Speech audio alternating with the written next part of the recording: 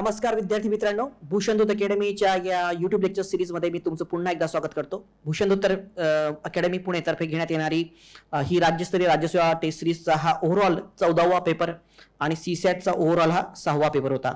आजचा पेपर म्हणजे पूर्णतः यूपीएससी पॅटर्न वरती बेस, त्यामध्ये सगळ्यात टफेस्ट म्हणजे जर आपण बघितलं की विद्यार्थी डिस्क्वालिफाय होण्याचं जे काही प्रमाण आहे ते वाढलं 2019 पासनं यूपीएससी मध्ये, यूपीएससी धर्तीवर जे म्हणतात आपण याच्यामध्ये. आणि सगळ्यात मोठं प्रमाण जे आहे ते 2020 आणि 2021 च्या राज्यसेवा परीक्षा ज्या आहे, यूपीएससी परीक्षा आहे त्याच्यामध्ये डिस्क्वालिफाय झालेत मुलं. तर हा पेपर पूर्णतः प्युअरली 2021 आणि 22च्या पॅटर्नवरती आधारित आहे. पॅसेज जर बघितले तर या पॅसेज जितके आपण घेतलेले आहेत त्यापैकी जवळपास 60% पॅसेज हे 2020 ते 21 पॅटर्नवरती आधारित आहेत आणि अंकगणित आणि बुद्धिमत्तेमध्ये 70% प्रश्न सुद्धा 2021 आणि 22च्या पॅटर्नवरती आधारित आहेत. तसा हा पॅटर्न आहे. मला असं वाटतं की एक्स्ट्रीम लेवलला जर का पेपर आला तर या लेवलला येईल, याच्या पुढे लेवल नाही जाऊ शकत. ओके, असं वाटतं. ओके, या लेवलचा जरी आला तरी 90 ते 95% मुलं, 90% तरी ऍटलीस्ट मुलं डिस्क्वालिफाय होण्याची भीती आहे या टाइपच्या पॅटर्नमध्ये. ओके, पेपर कसं येईल आपल्याला काही माहिती नाही, कोणत्या पॅटर्नवरती आधारित येईल हे सुद्धा माहिती नाही, म्हणून आपण असंच करतो की अल्टरनेटिव्हली एक पेपर सीसॅटचा तो एमपीएससी पॅटर्न, एक पेपर यूपीएससी पॅटर्न. आतापर्यंत एमपीएससी पॅटर्नचे 3 आणि यूपीएससी पॅटर्नचा हा 3रा, असे आपले 6 पेपर झालेले आहेत. पुढचा शेवटचा पेपर हा पूर्णतः एमपीएससी पॅटर्नवरती आधारित असेल. तर चला डिस्कशनला ओव्हरऑल सुरुवात करूयात आपण. याच्या आधी सगळ्यात महत्त्वपूर्ण म्हणजे आपली भूषणदूत अकॅडमी तर्फे एक ऑनलाईन बॅच सुद्धा सुरू झालेली आहे. याच्यामध्ये आपण गणित संपूर्ण सीसॅट बॅच आहे, त्याच्यामध्ये आकलन क्षमता, तर्क क्षमता, निर्णय क्षमता आणि बुद्धिमत्तेची उदाहरणं घेतो. त्यानंतर एमपीएससी कॉम्प्रिहेन्शन जर आपण बघितलं तर एमपीएससी कॉम्प्रिहेन्शन ची सुद्धा आपली बॅच आहे आणि अंकगणित बुद्धिमत्तेची सुद्धा बॅच आहे. तर असा हा ओव्हरऑल आपला हे आहे. ओके,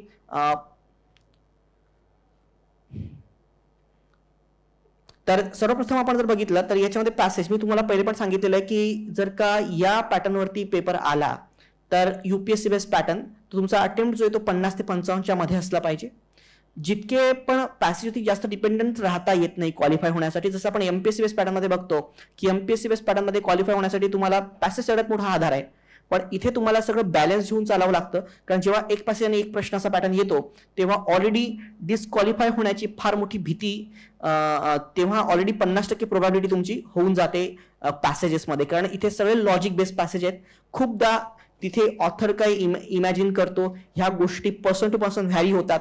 जवळपास 20 ते 30% प्रश्नांमध्ये ही गोष्ट लागू पडते सुद्धा. त्याच्यामुळे तुम्ही त्यावर क्लेम नाही घेऊ शकत, म्हणून रिस्क कमी घ्या पॅसेजमध्ये. ओके, हा तर पहिला जो आहे हे निश्चित आहे की राजद्रोह पहिला पॅसेज घेऊयात. युद्ध, तिरस्कार, कायद्याचा भंग गोष्टीच्या संबंधित दृष्टिकोनावर आरोपित केल्या जाऊ नयेत. तसेच सत्तेच्या वाईट अवस्थेचा संबंधाशी जोडू नये.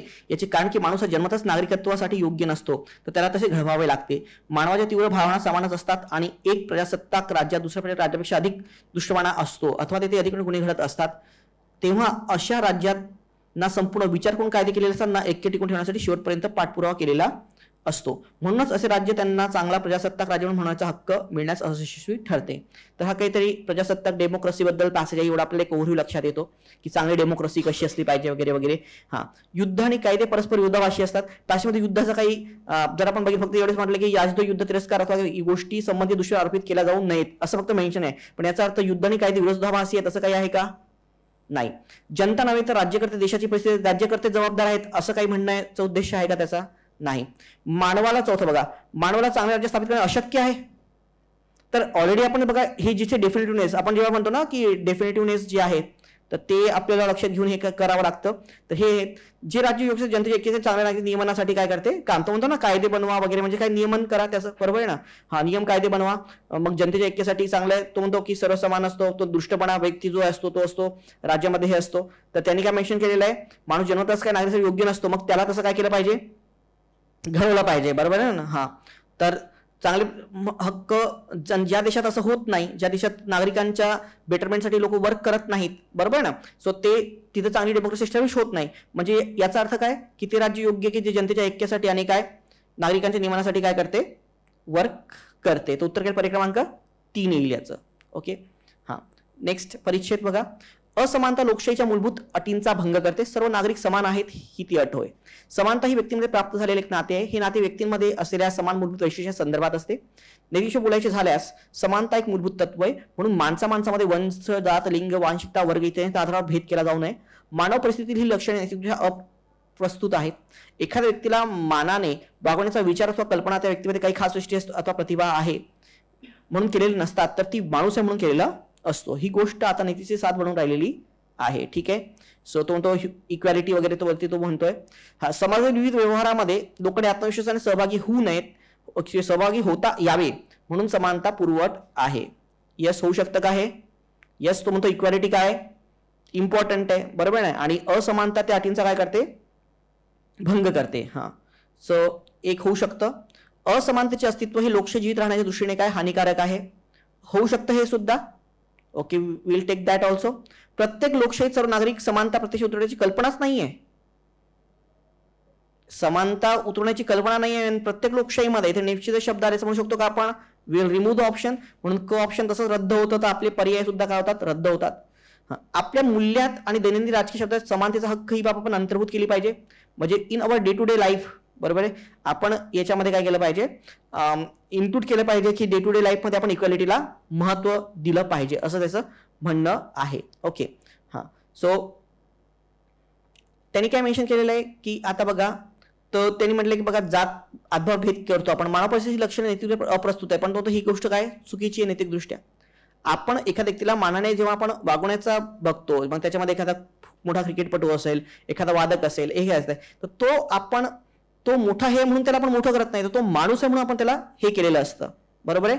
तर माणूस आहे म्हणून आपण त्याला काय रिस्पेक्ट करतो. तर म्हणजेच काय की आपल्या डे टू डे लाईफमध्ये आपण काय केलं पाहिजे, समानता इक्वॅलिटी जी गोष्ट आहे ती ही केली पाहिजे. आता इथे डाऊट ठरतो आपल्याला की जास्त बेटर काय होईल, तर अ आणि ब सुद्धा होऊ शकतो आणि अ आणि ड सुद्धा होऊ शकतो. This is actual example of UPSC. UPSC मध्ये ऍक्च्युअल आलेला हा प्रश्न आहे. Okay, and the answer is option number 3. उत्तर काय अ आणि ड आहे. तर आता माझ्यानुसार सुद्धा अ आणि डच असलं पाहिजे याच्यामध्ये. असमानतेचे अस्तित्व हे लोकशाही जीवित राहण्याच्या दृष्टीने काय हानिकारक आहे, हे होऊ शकतं, पण यापेक्षा बेटर आहे की हा आपल्याला नेहमी हे सांगतोय की आपण कोणाला व्यक्ती म्हणून म्हणून आदर केला पाहिजे. कोणी मोठा क्रिकेटपटू आहे वगैरे वगैरे, म्हणजेच काय की आपल्या डे टू डे लाईफमध्ये ते म्हणून अ तर आता राहणारच आहे, पण ब आणि ड पैकी जास्त प्रिफरेबल आन्सर कोणतं आहे, ब आणि ड म्हणून उत्तर काय अ आणि ड म्हणून उत्तर काय पर्याय क्रमांक 3. दुसरी गोष्ट ही सुद्धा तुम्हाला ऑब्झर्व करायची की आता नेक्स्ट इयर पासून परीक्षा जी होणार ती कशी होणार आहे, डिस्क्रिप्टिव्ह होणार आहे. तर लोकशाहीबद्दल आर्टिकल आलं पॉलिटीच्या पेपरमध्ये, तुम्हाला अशी लँग्वेज यूज करायची आहे, हे लक्षात घ्या. तुम्हाला पॉलिटीवरती आलं तर आता ते गेलं आर्टिकल 13 नुसार हे आहे, आर्टिकल 22 नुसार हातात तसं नाही आहे. तर तुम्ही बघा ती लँग्वेज कशी आहे, आणि ही लँग्वेज आणि ही लिखाण क्षमता तुम्हाला डेव्हलप करावी लागेल. 2023 जर मेन्स द्यायची असेल तुम्हाला तर ना, डेमोक्रेसीवरती बघा ते कसे लिखाण आहेत. नेक्स्ट ऑल्सो डेमोक्रेसीवरतीच आहे. अतिशय मर्यादित वर्तुळात सत्ता केंद्रित केल्यामुळे अमीर उमरावचे सरकार हे स्वतःच आपण सर्वनाश करून घेते. अल्प लोकसत्ताक राज्य त्वरित मिळण्यासाठी संपत्तीसाठी अविचारी भांडणे करून स्वतः सर्वनाश ओढून घेते, पण तो लोकशाहीचा सुद्धा अतिरेक झाल्यामुळे स्वतःचा सर्वनाश करून घेते. तो प्रत्येक सेक्टरमध्ये तुम्ही उमरावांचे सरकार असेल तर तिथेही सर्वनाश आहे, जिथे अतिरेक लोकशाहीचा होतो तिथेही पण काय आहे, सर्वनाश आहे, असं काही ते त्यांनी सांगितलेलं आहे. कोणाचं म्हणणं आहे रे, प्लेटो. ओके, आता ऑप्शनल आलेलं आहे ना आपल्याला, ऑप्शनल आहे की नाही. ओके, पॉलिटिकल सायन्स जर तुम्ही वाचना तर पॉलिटिकल सायन्सचा पहिला थिंकर कोण आहे, प्लेटो स्टडी करावा लागेल तुम्हाला. पहिल्या सगळ्यात कोण स्टडी करावा लागेल तुम्हाला, प्लेटो. पॉलिटिकल सायन्सचा जनक कोण आहे रे, कोण आहे पॉलिटिकल सायन्सचा जनक, father of political science, Socrates नाही, कोण आहे, प्लेटो. कोण आहे, एरिस्टॉटल आहे, प्लेटो नाही. कोण आहे, एरिस्टॉटल आहे पॉलिटिकल सायन्सचा. एरिस्टॉटल स्टुडंट आहे कोणाचा, प्लेटोचा. आणि प्लेटो जनक कशाचा आहे, प्लेटो हा तत्वज्ञानाचा जनक आहे. Plato is the father of what, philosophy. कशाचा आहे, फिलॉसॉफी. आणि यांचा गुरु आहे तर there is chain of philosopher. पहिला फिलॉसॉफर आला सॉक्रेटिस. सॉक्रेटिस कशाचा जनक आहे, ऑफ लॉजिक. प्लेटोचा जनक कसा काय, प्लेटोचा शिक्षक आहे तो, जनक कशाचा. ओके, सो प्लेटोचा एक गुरु आहे तो कोण आहे, सॉक्रेटिस आहे. Socrates is the father of logic. तर्क लावणं, त्यांनी जगाला सांगितलं की तर्क बुद्धी लावा जरा. ओके, तर्क लावा लागतो. त्याचा स्टुडंट आला तो कोण आहे, प्लेटो. प्लेटोनी कशात ओरिजिनेट केलं, Plato started with the philosophy, the father of philosophy. आणि त्याचा स्टुडंट आहे कोण, एरिस्टॉटल. आणि Aristotle is the father of political sciences and he is the father of political sciences. आणि फिलॉसॉफी ऑप्शनल घ्या किंवा पॉल सायन्स घ्या, तुम्हाला हे दोन्ही डिटेल्ड मध्ये स्टडी करावे लागणार आहेत. Okay, but that is of the next year, आपल्याला यावर्षी पोस्ट काढायची आहे. ठीक आहे. हा, पण एक ऑब्झर्व करा तुम्ही या माझ्या टेस्ट सिरीजच्या पेपर्स मध्ये की लँग्वेज कशी आहे, डेमोक्रेसीवरती निबंध लिहायचे आपल्याला, करेक्ट ना. निबंध लिहायचे किती, 3 तास निबंध लिहिणार आहे आपल्याला, 3 तास निबंध. तर त्याच्यात जर डेमोक्रेसीवरती निबंध आला तर you have to write this language. बघा ते कसले लँग्वेजेस आहेत त्याच्यामध्ये, या अशाने तुम्हाला उत्तर आहे. तुम्हाला लोकशाही आला, तुम्ही पहिले काय लोकांनी लोकांसाठी स्थापन केलेली व्यवस्था म्हणजे लोकशाही असं अब्राहम लिंकननी म्हटलेलं आहे, त्याचे तुमचे निबंध असतात. शाळेचा निबंध का रे, तो 5वी 7वी 10वीचा. ओके, तर तुम्हाला हे लक्षात ठेवावं लागेल त्याच्यामध्ये.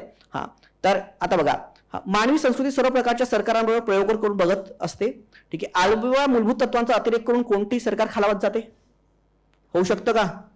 त्यांनी तेच म्हटलं ना, तो लोकशाहीमध्ये पण तुम्ही अति केला तर लोकशाही सुद्धा काय होईल, डिस्ट्रॉय होईल. उमरावांचं सरकार जर असेल डिक्टेटरशिप आहे ना, त्याच्यावर अतिक्रमण ती सुद्धा काय होणार, खालावत जाणार आहे. हा, सर्व नागरिकांचे रक्षण परिपूर्ण करायचं असेल दीर्घकाळ लोकशाहीची खात्री देत नाही. अरे उलट तो रक्षण करा, खात्री देत नाही का, खात्री देणार नाही. तो म्हणतो उलट लोकांना काय करा, ट्रेन करा. तो म्हणतो जोपर्यंत लोकांना ट्रेन नसेल, लोकांना नसेल, तर तेव्हा तुम्ही हे होणार का नाही. खात्री देत का नाही, खात्री देतो. कोणतंही सरकार वाईट किंवा दृष्ट असते, कारण जुलूम त्याच्या जन्मापासूनच असतो, जन्मापासून नसतो. त्याचा अतिरेक झाला तर जुलूम होतो. Okay, that's why the answer is what, option number 2, पर्याय क्रमांक 2. भारतात अगदी लगेचच्या भविष्यकाळात ऊर्जा आणि हवामानाशी धोरणे आखताना मोठे धोरण स्वीकारावे लागणार आहे. याबाबतीत अनेक समस्या आहेत. अडखळत असलेली जीवाश्म इंधन उत्पादन क्षमता, गरीब जनतेला आधुनिक स्वयंपाक इंधन, गॅस व विजेची मर्यादित प्रमाणात उपलब्धता, जागतिक इंधन परिस्थिती अस्थिर असताना तेलाची करावी लागणारी वाढती आयात, विजेची किंमत निश्चिती, समस्या, वीज पुरवठा कधी तूट तर कधी अधिक विजेचा पुरवठा, हे सगळं काही त्यांनी दिलेलं आहे. बरोबर आहे ना. तर तो म्हणतो की काय ऊर्जा आणि जे आहेत ते खूप मोठं आव्हान आहे आपल्या देशामध्ये, कारण त्या गोष्टी इंटरलिंक्ड आहेत प्रत्येक गोष्टीशी. बरोबर आहे. हा, तर विविध ही आहेत. मग तो म्हणतो की सर्वच उदासवाण्या नाही, ते ऊर्जा कार्यक्रम एकात्मीकरण वगैरे वगैरे त्यांनी सांगितलेलं आहे. डायरेक्ट प्रश्न घ्या, भारतीय ऊर्जा नियंत्रण प्रक्रिया गुंतवणूक एकमेकांशी जोडलेली आहे, होऊ शकतं. येस ना. तो म्हणतो ना ऊर्जा सेक्टर हवामानाशी धोरणे याचं आव्हान लावा. मग ऊर्जा इंधन आहे, मग त्यामध्ये गरिबांना कसं इंधन द्यायचं, जागतिक इंधनाची परिस्थिती काय, आयात आहे, हे आहे, अनुशासन आहे, सगळ्या गोष्टी उदासीन आहेत. म्हणतो काही उदासीन सुद्धा नाही, काही चांगल्या सुद्धा गोष्टी आहेत. मग ऊर्जा कार्यक्रम वगैरे वगैरे तो दिस इट. ठीक आहे. भारताची ऊर्जा आणि हवामान धोरण हे चिरंतर विकास उद्दिष्टांसोबत समायोजित केलेले आहे. कशा प्रकारे होऊ शकतो सांगा.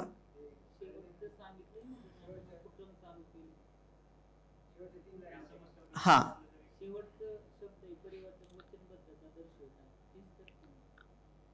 परंतु या बाबतीत सर्वच गोष्टी उदासवाण्या नाहीत. तो म्हणतो वाढते ऊर्जा कार्यक्रम, एकात्मिक नागरीकरण धोरण, उपलब्धता, प्रयत्नांना सुरुवात, उपक्रम यांसारखी उचललेली पावले परिवर्तन वचनबद्धता दर्शवतात. हा, तर भारत हे चिरंतर विकास उद्दिष्टावर समायोजित केलेले आहे. ठीक आहे. एक विल होल्ड दॅट. भारताच्या ऊर्जा आणि हवामान संबंधीच्या कृती त्याच्या सामाजिक आणि आर्थिक सुसंगत अशा नाहीत. हे पूर्णतः नाहीत असं नाही. तो म्हणतो काही गोष्टी चांगल्या पण आहेत. सध्याच्या कृतीत म्हणतो की आपले कार्यक्रम आहेत सुसंगत आहेत ना, सुसंगत नाही असं म्हणता येईल आपल्याला, हे तर रिमूव्ह होईल. भारतात निर्णय प्रक्रिया सरळ सरळ पुरवठा विमुख असून मागणीच्या बाजूला दुर्लक्ष करणारी आहे. ओके, हे पण होणार नाही. So here 1 and 2. ओके, या 2 पैकी काहीतरी उत्तर असेल त्याच्यामध्ये. युपीएससीने जे उत्तर दिलेलं आहे, युपीएससी ऍक्च्युअल पॅसेज त्यांनी उत्तर 1 दिलेलं आहे.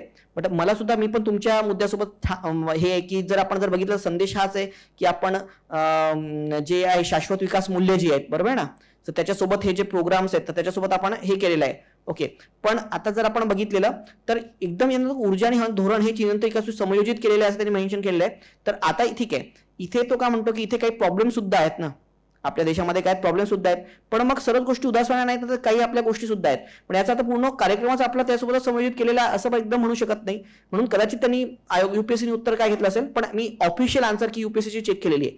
जसं आपलं पण आलं तर मी पण पहिल्यांदा उत्तर 2च मारलं होतं याच्यामध्ये. म्हणजे जेव्हा मी हे केलं होतं त्याच्यामध्ये स्टडी केलेलं होतं याच्यामध्ये, तर त्या याच्यामध्ये मी सुद्धा पर्याय क्रमांक 2च लिंकअप केलेलं होतं. पण आयोगाची जेव्हा ऑफिशियल आन्सर की आलेली आहे, अनेक पुस्तकांमध्ये अजून पण 2 उत्तर दिलेलं आहे त्याच्यामध्ये, पण आयोगाची ऑफिशियल आन्सर की जी युपीएससी त्यांनी उत्तर याचं काय दिलेलं आहे, 1 दिलेलं आहे. ठीक आहे. नेक्स्ट, बाजारात विकली जाणारी प्रतिजैविके कोंबड्या आणि इतर पशूंना वाढ प्रवर्तक म्हणून खायला घातली जातात. अशा प्रतिजीवांचा अतिरिक्त वापर अनेक प्रतिरोध करणारा सुपरवर्ग निर्माण करू शकतो. असा सुपरवर्ग मानवापर्यंत पोहोचू शकतो. ही गोष्ट लक्षात घेऊन काही कृषी कंपन्यांनी कोंबड्यांना जलद गतीने वजन वाढीची औषधे देणे बंद केले आहे. इसवी सन 1990च्या दशकात डेन्मार्कने वाढ प्रवर्तक प्रतिजैविकावर बंदी घातलेली असल्यामुळे डुकरांना पैदासीत वाढ झालेली असून ज्यांना रोगांचे प्रमाण कमी झालेले आहे असे डुकरांचे मांस निर्यात करणाऱ्या प्रमुख निर्यातदारांचे म्हणणे आहे. ओके, सो जे एक्स्ट्रीम जे वाढवण्यासाठी ज्यांनी हे केलेलं आहे तर त्याच्यामुळे काय होऊ शकतो ना, प्रॉब्लेम निर्माण होऊ शकतो की त्यांची जर आपण प्राकृतिक जर वाढ करायचा विचार केला याच्यामध्ये. ओके, तर काय संदेश प्रतिबंधित करतो. कृषी क्षेत्रात उत्पादन वापर लोकांनी बंद केलं पाहिजे असं म्हणतोय का रे? नाही. आणि लक्षात घ्या, अर्धे तुमचे ऑप्शन अर्धे तरी म्हणतात 30 to 40% ऑफ द एक्झाम्पल मध्ये ही जी डेफिनेटिव्ह वर्ड आहे की हाच एकमात्र पर्याय आहे, असं केलंच नाही पाहिजे, हे बंद करून टाकायला पाहिजे. खूपदा हे ऑप्शन तसेच काय असतात, चुकीचे असतात. बरोबर आहे ना. हे जिथे आपण म्हणतो निश्चित दशक शब्द आहेत. हा, मांसाहारी ऐवजी आपण शाकाहारी अन्न खाल्ले गेले पाहिजे, हे असं कुठे काय म्हणतोय तो त्याच्यामध्ये की शाकाहारी खा. जनावरांनी प्रतिजैविकांच्या वापरावर बंदी घातली गेली पाहिजे. अगेन हे काय ना की डायरेक्ट काय करा, बंद करून टाका.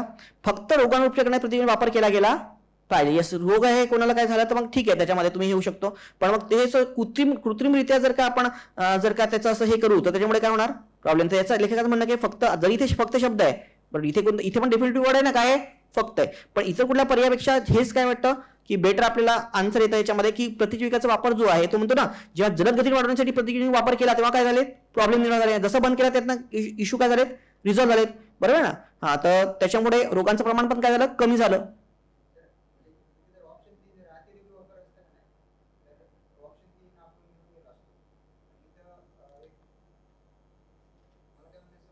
हा बोला. हा हा, मग 3 घेतलं असतं. येस, बरोबर आहे. पण इथे तसं नाही ना, डायरेक्ट बंदी घाला म्हणून नाही, म्हणून ते चुकीचं आहे. गगनाला भिडणाऱ्या अन्नधान्याच्या किमतीचे खापट धोरण प्रसारमाध्यमांनी आणि घटकांवर फोडले. या घटकावर इंधनाच्या चढ्या किमती, अन्नधान्य उत्पादन करणाऱ्या प्रमुख देशांतील खराब हवामान, शेती जमीन बिगर शेतीकडे वळवली जाणे यांचा समावेश केला आहे.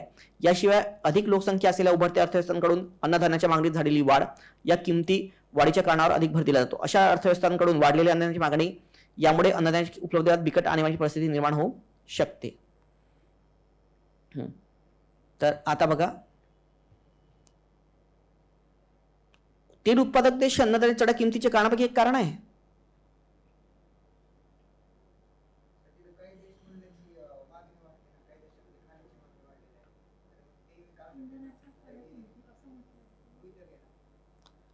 नाही,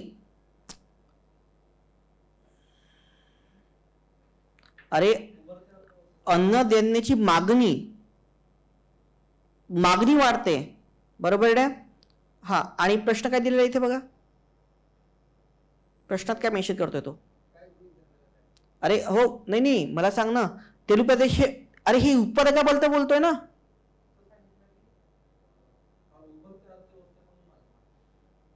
हो, तर अर्थव्यवस्थेकडनं मागणी वाढत आहे, म्हणजेच काय, डेव्हलपिंग कंट्रीजमध्ये इंधनांची काय मागणी आहे.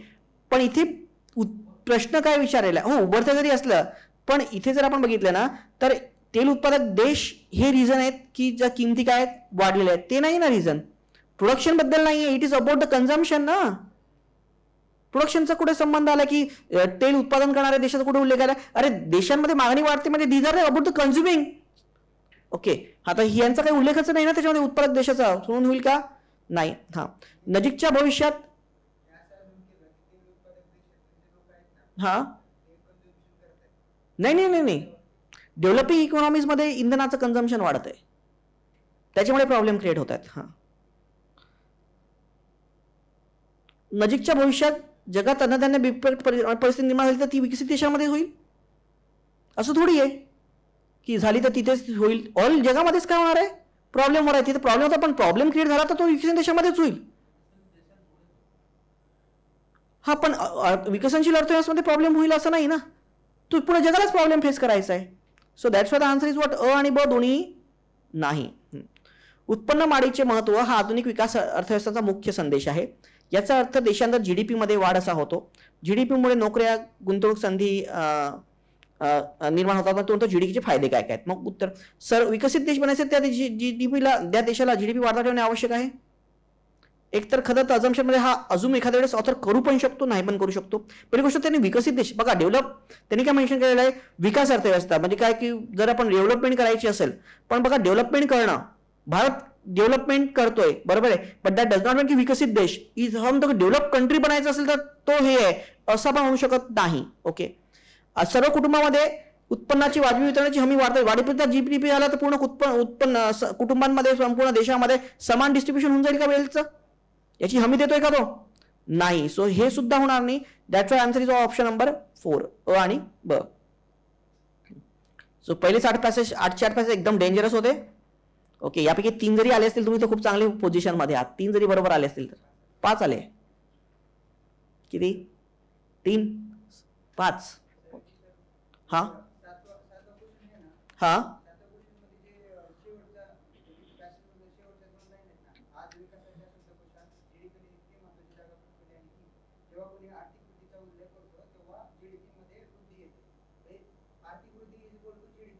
बरोबर बरोबर हो.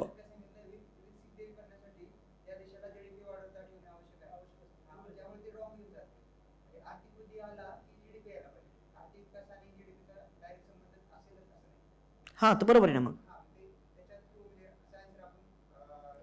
हो बरोबर आहे ना मग. नेक्स्ट, हा अंजिराची झाडे आहेत तो पवित्र मानले जातात, तो म्हणतो इथे मोठी झाडे दिसून येतात, शेती ती सर्वत्र आढळून येतात. मग त्यांनी सांगितलं की ते आधार देतात, अन्न पुरवतात वगैरे, त्याचे फायदे सांगतो, अंजिराच्या झाडाचे फायदे. निश्चित चांगला त्यांचे बऱ्याच वेळा महत्वपूर्ण प्रयत्न ठरू शकतात, बरोबर आहे की नाही. येस, हा एवढा तो आधार आहे याच्यामध्ये. जेव्हा मोठ्या झाडांच्या प्रजाती वाढू शकत नाही तिथे अंजिराची झाडे वाढू शकतात. कुठं असं मेन्शन आहे का मोठी झाडे वाढणार नाही तिथे होणार का, नाही. जैवविविधतेची जपणूक करण्यात झाडे मोठी भूमिका वठवू शकतात, बरोबर आहे.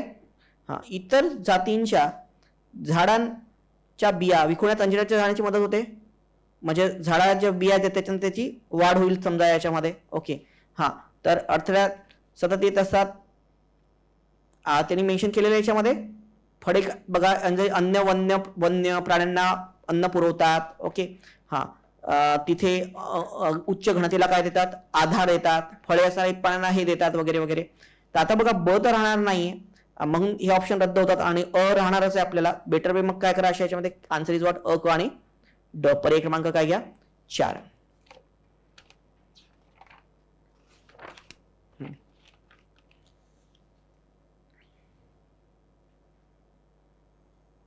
एबीसी शून्य तर 3 अंक आहेत, यक्स ही त्या अंकांच्या 3 अंक संख्यांची काय बेरीज आहे, ज्यामध्ये एबीसी हे पुनरावृत्ती न होणारे अंक आहेत. ओके, हा तर त्याच्यामध्ये कमीत कमी किंमत. ओके, सो यांनी काय विचारलेलं आहे, त्यांची कमी. आता यक्स काय की 3 अंकी संख्या आहेत, 1 आहेत, एबीसी आहे त्या 0 तर 3 0 तर संख्या आहेत. ओके, हा आणि यक्स ही 3 अंकी संख्यांची काय बेरीज आहे. ओके, हा तर एबीसी हे जे काय पुनरावृत्ती न होणारे काय अंक आहेत. ओके, तर बघा इथे कन्फ्युजन एक आहे की एबीसी या हे अंक कोणते, हे 0 तर अंक आहेत, 0 तर these are the digits, non zero digits, बरोबर आहे. आणि आपण जर का बघितलं तर यक्स ही त्या अंकापासून बनलेल्या 3 अंकी संख्यांची बेरीज आहे. म्हणजे ते 3 अंक असं तुम्हाला 3 अंकी संख्या बनवायची आहे आणि त्या जितक्या बनती त्याची आणखी काय करायची आहे बेरीज. So result UPSC 2022 example. Okay, ज्यामध्ये एबीसी हे पुनरावृत्ती न होणारे अंक आहेत असं तो म्हणतोय.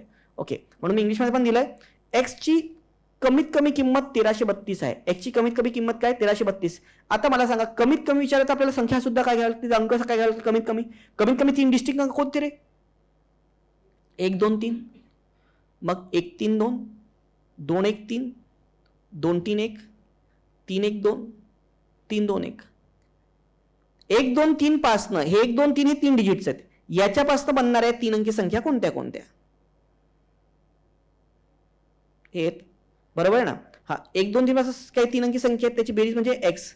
तो एक्स जर आपण बघितलं हा तर मग आता ह्या ज्या संख्या आहेत, मग मला सांगा एक्सच्या पॉसिबल व्हॅल्यू देते बेरीज का किती 1332 येते की नाही, येते का, येस येते. ओके, सो 4 अंकी संख्याची मोठी आहे, कमीत कमी कोणती संख्या बनू शकते 1 2 3 x ची 3 अंकी मोठ्यात मोठी किंमत जी आहे, x ची जी आहे 3 अंकी जी आहे मोठ्यात मोठी किंमत जी आहे ती 888 आहे. तर असं नाहीये त्याच्यामध्ये. तुम्ही जर का बघितलं मला सांगा, जर लहानात लहानाची जर बेरीज जी आहे ती 1332 जातीये, तर मोठ्यात मोठीची बेरीज तर त्यापेक्षा काय जास्तच जाईल. त्याच्यामुळे 3 अंकी बेरीज यायची प्रश्नच उद्भवत नाही. म्हणून तुमचं उत्तर आहे पर्याय क्रमांक 1. That's the answer is 1. Okay, next. 3 अंकी पिन असलेले कुलूप आहेत. हे 3 अंक 1 ते 7 या अंकापैकी आहेत. अंकांची पुनरावृत्ती होत नाही. त्या पिनमधील अंक डावीकडून उजवीकडे जाताना कमी कमी होत जातात. त्या पिनमधील कोणताही 2 अंकांमध्ये कमीत कमी 2चा फरक आहे, तर ते कुलूप उघडण्याकरता त्या व्यक्तीला जास्तीत जास्त किती वेळा प्रयत्न करावा लागेल. Okay, so question number 10. हा, तर हा पण फार टाइम कन्झ्युमिंग आहे आणि पहिले बघून घ्यायचे असते. मोठे मोठे उदाहरणं जर क्वांटमध्ये येत असतील हे पहिले सोडवायला घ्यायचे नाही. जरी पेपरमध्ये दिले म्हणून तुम्ही त्या सिक्वेन्सनी जाऊ नका. पहिले पेपर बघा. या पेपरमध्ये असा पण सेक्शन आहे 10 प्रश्न कंटिन्युअस मध्ये आपल्या कॉमन रिझनिंग वरती पण आलेले आहेत. पेपर यूपीएससी पॅटर्न वरती होता, पण मधात एक सेक्शन आलाय 10-12 प्रश्न पूर्ण आपल्या रिझनिंग वरती होते. त्याच्यात आपले रेग्युलर प्रश्न पण होते, बरोबर आहे ना. तर तुम्ही ते पहिले सॉल्व्ह करायचे. तुम्हाला या असता पेपर जर आला नसते, जर प्रश्न आले तर तुमचा अर्धा तास कुठं चालला तुम्हाला पण कळणार नाही त्याच्यामध्ये, आणि हातात काहीच येणार नाही तुमच्या. कारण एवढं एक्सपेरिमेंट करू शकता का? नाही. हा, तर आता मला सांगा, तर त्यांनी प्रश्न काय विचारलाय चला. 1 ते 7 अंक, तर 1 2 3 4 5 6 आपण 7 अंक घेतलेले. त्या अंकांमध्ये काय 2चा फरक आहे. ठीक आहे, मग 2चा फरक आहे. तर सपोज आपण जर का बघितलं तर तो काय म्हणतो की जसं उजवीकडे जाताना आपण काय होतो कमी, डावीकडून ही साईड डावी आणि ही उजवी 3 अंकी संख्या. ओके, तर समजा आपण इथे 1 घेतला. ओके, आणि यांनी काय म्हटलेलं आहे की पिन मधील अंकांमध्ये 2चा फरक आहे, कमीत कमी 2चा. कमीत कमी 2चा म्हणजेच काय 3चा सुद्धा होऊ शकतो, लक्षात घ्या. तर इथे आपण 1 घेतलं तर इथे 3 घेऊ शकतो आणि इथे 5 घेऊ शकतो. पण हा 2चा फरक, इथे पण 2चा, पण 3चा पण फरक असू शकतो. लक्षात घ्या, 3चा पण होऊ शकतो ना. जेव्हा असं होऊ शकतो 1 3 आणि काय 6, 1 3 काय 7, अगेन 1 नंतर 4, कारण 3चा फरक आहे. तर 3 पण चालेल, चालेल की नाही, कारण कमीत कमी 2 म्हटले त्यांनी. लक्षात येतं का तुम्हाला? हा, हे 1 4 आणि काय 7, 1 5 आणि काय. हा, तर टोटल संयोजन जर आपण बघितलं तर किती होऊ शकतात 6, बरोबर आहे. पण ही फक्त आपण इथे 1 केलं, कशाने 1 अजून करू आपण, 2 घेऊ शकतो आपण इथे 2. मग 2 करून का कोणतं होतं 2 4 आणि 6, 2 4 आणि काय 7, बरोबर आहे.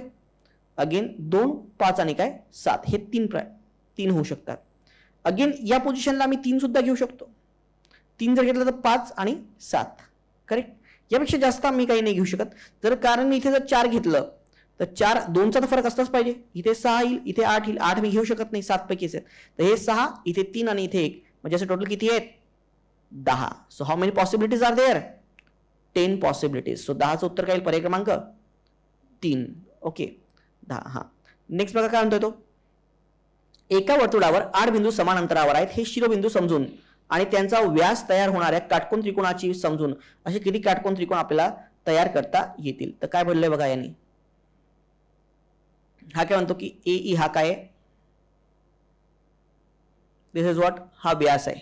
हा काय आहे व्यास, तो कन्सिडर करा.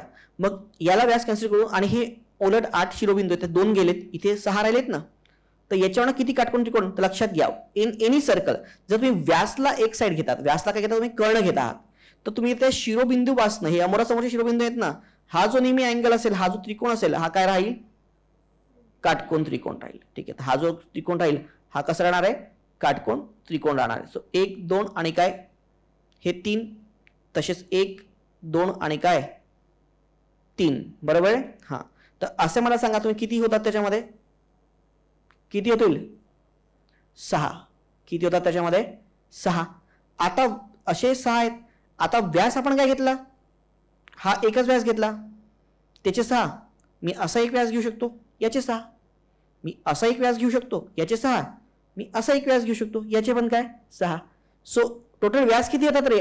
जर 8 शिरोबिंदू व्यास किती होतील 4 आणि प्रत्येकाला 6 6. सो 6 चौक किती 24. ओके,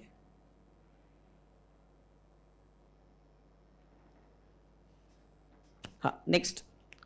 24 पुरुष आणि 12 महिला मिळून एक काम 30 दिवसात पूर्ण करतात. तर 24 महिला आणि 12 पुरुष मिळून तेच काम किती दिवसात पूर्ण करतील?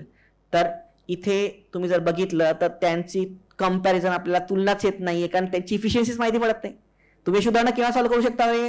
जे काम एक पुरुष इतक्या दिवसात करतात ते काम करायला महिला किती दिवस लावतात, हे जेव्हा कंपॅरिझन इफिशियन्सी येईल तेव्हाच तुम्ही काय करू शकता, ते करू शकता. आता इथे तुम्ही जर का बघितलं तर इथे इफिशियन्सी आपल्याला माहिती पडतच नाही. याला इथे जर इफिशियन्सी बघा 24 पुरुष आणि 12 महिला असं तो म्हणतोय, हे काम करण्यास 30 दिवसात पूर्ण करतात. तर यांनी आणखी कंडिशन द्यायला पाहिजे आपल्याला की 12 पुरुष आणि 20 महिला मिळून ते काम काहीतरी दिवसात पूर्ण करतात, तेव्हा आपण या दोघांच्या कामाला इक्वल टू करू, कारण ते काम आहे तेव्हा इक्वल टू करू. त्यानंतर मग आपण काय करू, इफिशियन्सी, त्यानंतर मग याला काय करता येतं, सॉल्व. इथे काही दुसरी कंडिशन दिलेली आहे का? नाही, तुम्ही प्रश्न सोडू शकत नाही, कारण आपल्याला इफिशियन्सी माहिती पडत नाही. उत्तर येईल माहिती अपूर्ण आहे. पर्याय क्रमांक 4. हा, नेक्स्ट 91 गुणिले 92 याला 1261 ने भागितले.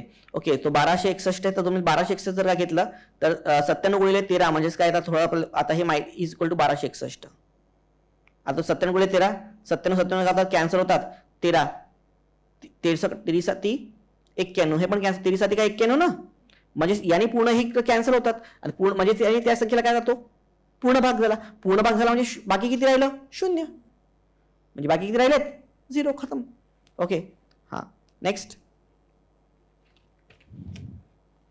लांबी 20 सेंटीमीटर आणि रुंदी 8 सेंटीमीटर असणारे एका आयताकृती कागद पुढील विधाने पहा. ते कागद 4 चौरसाकृती तुकड्यांमध्ये कापणे शक्य आहे. ओके, तर आता मला सांगा, तुम्ही जर का बघितलं तर लांबी 20 सेंटीमीटर आहे आणि रुंदी किती आहे, 8.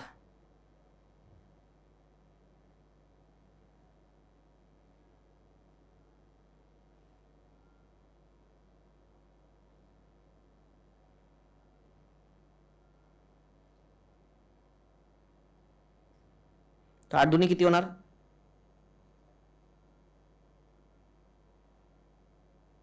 160. ओके, याला जर आपण भागिले 4 केलं, ओके, कारण आपल्याला 4 तुकड्यामध्ये समान क्षेत्रफळ असलेल्या तुकड्यामध्ये शक्य आहे ना, 4 चौरसाकृती तुकड्यामध्ये कापणे शक्य आहे. 4 चौरसाकृती तुकडे आहेत. ओके, तर किती होतात रे, 61 भागिले 4 म्हणजे किती, 40. अच्छा, नाही, यांनी येत नाही हे उदाहरण. 40 हा कशाचा वर्ग नाही ना, आपण चौरसाकृती तुकडे पाहिजेत आपल्याला. ठीक आहे, या लॉजिकने नाही येत आपल्याला याच्यामध्ये उत्तर. हा, मग आपण जर का बघितलं तर इथे बघा, मग आपल्याला असं मग हे ट्राय एंड एररच करावं लागेल, दुसरा कुठला बी नाही आहे याला सॉल्व्ह करण्याचा. तर आता बघा याच्यामध्ये, तर इथे मी विश्लेषणात या, चला आता मी याच्यामध्ये काय केलं तुम्हाला, 8/8 चे 2 चौरस घेतलेत आपण. ठीक आहे, 8/8 चे काय घेतलेत, 2 चौरस घेतलेले आहेत. 8 काय 64. दुसरे आणखी 8/8 चे नेक्स्ट घेतलेत, नेक्स्ट पण काय 64, बरोबर आहे ना. हा, 64 किती होतात रे, 128. टोटल 160 एरिया आहे. यातने 128 गेले तर राहिला किती, 32 ना, 32. मग आपल्याला 4 चौरस करायचं, आणखी 4 4चा 1 16, 4 चौक 16, 16 4 चौक 16. अशा प्रकारे किती 4 चौरस त्याच्यामध्ये फिट बसतात. ठीक आहे, होऊ शकतं. हा, नेक्स्ट जर आपण बघितलं तर समान क्षेत्रफळ असणाऱ्या 10 त्रिकोणाकृती तुकड्यांमध्ये त्याला काय कापणे शक्य आहे. ओके, हा, तर मग आपण बघितलं तर 10 त्रिकोणाकृती तुकडे यस होऊ शकतात त्याच्यामध्ये.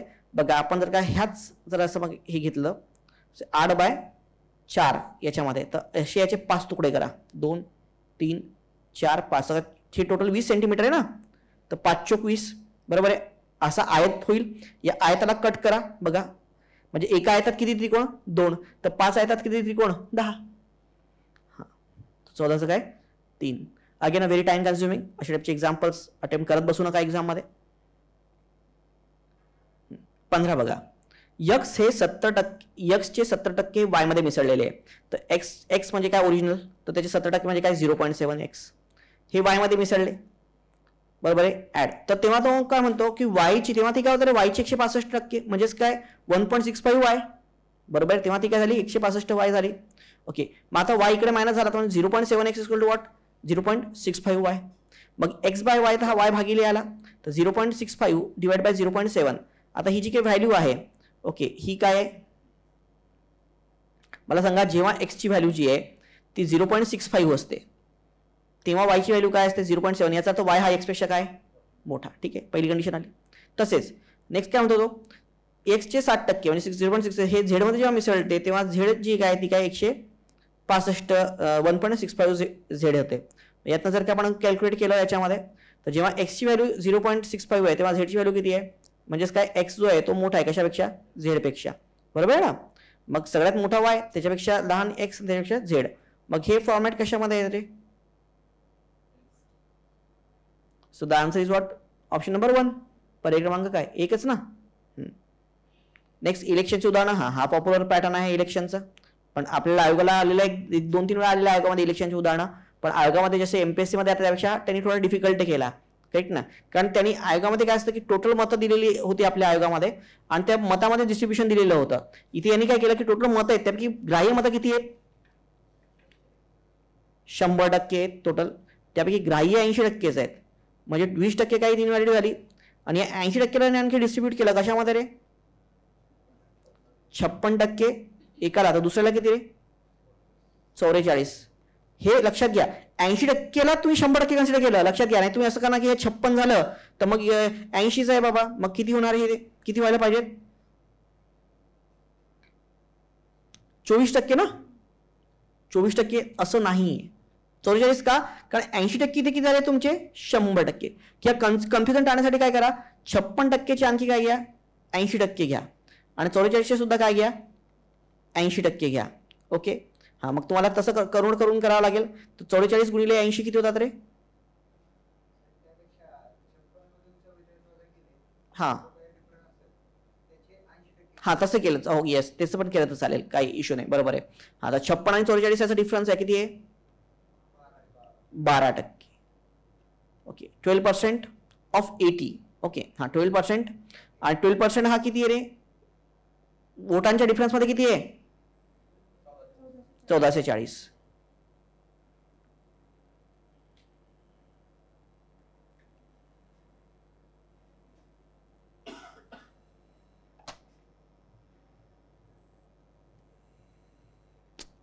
हा, तर मग आता याच्यामध्ये जर आपण बघितलं,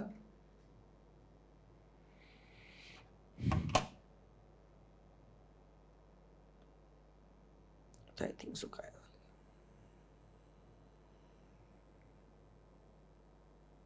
हा, तर 12% जो आहे तोही 1440. बरोबर आहे.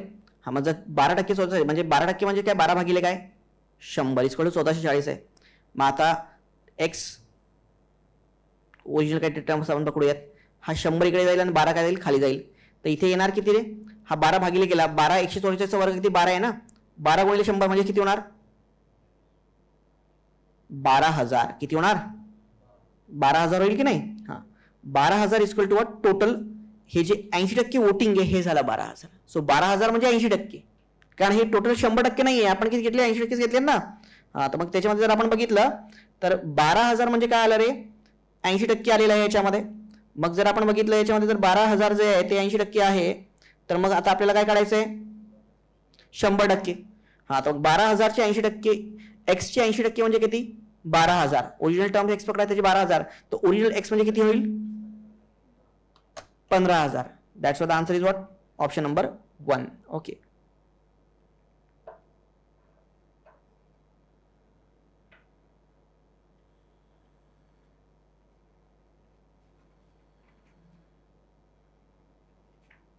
हा, नेक्स्ट बघा एक्झाम्पल.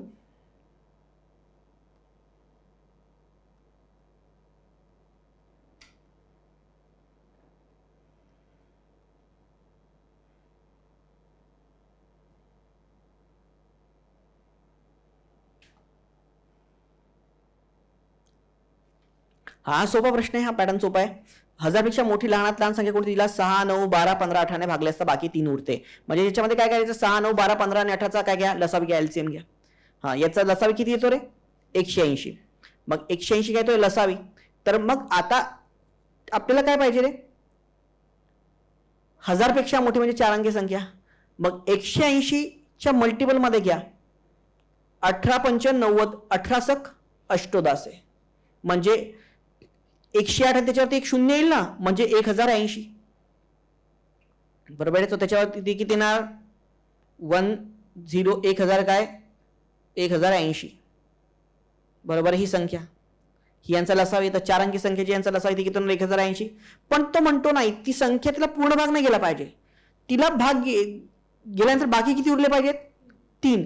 याचा अर्थ ती संख्या ही जी पूर्ण भाग जाणारी संख्या आहे यापेक्षा कितीनी जास्त आहे 3नी जास्त आहे. म्हणजे याच्यामध्ये बघ काय 3 ऍड करा तो 1083 म्हणून होणार काय तुमचं उत्तर 1083 येईल. कळलं का प्रत्येकाला? हा, that's what the answer is what 1083.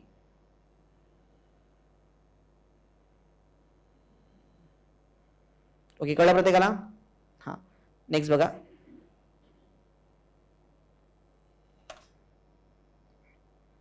अठरा बघा. पी ही 2 अंकी संख्या आहे आणि क्यू सुद्धा 2 अंकी संख्या आहे जी उलट करून बनली आहे. पी गुणिले क्यू 2430 आहे, तर पी आणि क्यू मधील फरक किती आहे? ओके, सो 2430 आहे याच्यामध्ये. मग आता आपण तो म्हणतो की इथे बघा एकक स्थानचा अंक 0 आहे, म्हणजे 2 पैकी एकाच्या एकक स्थानी काय असला पाहिजे 5 असला पाहिजे. मोस्ट ऑफ द माझं असं ऑब्झर्वेशन आहे की जेव्हा असं येतं ना एकक स्थानी 5 आहे आणि 2 संख्या रिव्हर्स करून केलेल्या असतात, मोस्ट ऑफ द टाइम त्या संख्या कोणत्या असतात 54 आणि काय 45. याने एक आणखी हिंट आपल्याला दिलेली आहे. ओके, तर मग या दोघांमधला डिफरन्स किती आहे? तर या दोघांमधला डिफरन्स किती आहे रे? बघा 54 आणि 45 मधला डिफरन्स. पहिली गोष्ट यांचा गुणाकार बघा, यांचा गुणाकार येतो का तेवढा करून बघायचा. 24 येतो, येस येतो, करा येतो का? येस. आणि जर का आपण बघितलं या दोघांमधला डिफरन्स किती आहे रे 9 आहे. या दोघांमधला डिफरन्स किती आहे 9 आहे. आता जर का आपण अशा संख्या बघितल्या एकक स्थानी 5 असणाऱ्या, तर समजा आता मला 53 आणि 35 होऊ शकत नाही, कारण 5 गुणिले 3 म्हणजे एकक स्थानी काय 5, आपल्याला एकक स्थानी काय पाहिजे 0. होऊ शकतं का? नाही होऊ शकत. आणखी आपण ट्राय अँड एरर करूयात. समजा 55 होऊ शकत नाही. आणखी 15 आणि 51, समजा 15 आणि 51 नाही होऊ शकत. अरे एका स्थानी 0 पाहिजे ना. 5 गुणिले 15 आणि 51 होऊ शकतं का? नाही. आणखी कोणता 25 आणि 52, यस होऊ शकतं. 25 गुणिले काय 52. हा, 25 आणि 52 यांचा डिफरन्स किती आहे रे 27चा डिफरन्स आहे. हो येतो 27चा डिफरन्स. पण यांचा गुणाकार 2430 येतो का? नाही येत. येतो का? नाही. म्हणून अशा टाईपचे एक्झाम्पल प्रत्येक एक्झाम्पल आपण सोडवलं पाहिजे असं आहे का? नाही. काही आपल्याला एक्झाम्पल जे ते ट्राय अँड एररने सुद्धा सोडवता आलेली असली पाहिजे, हे लक्षात घ्या. सो आपल्याला 3 ट्राय अँड एरर पण एक्झाम्पल्स आली पाहिजे, हे लक्षात घ्या त्याच्यामध्ये. ओके, हां नेक्स्ट.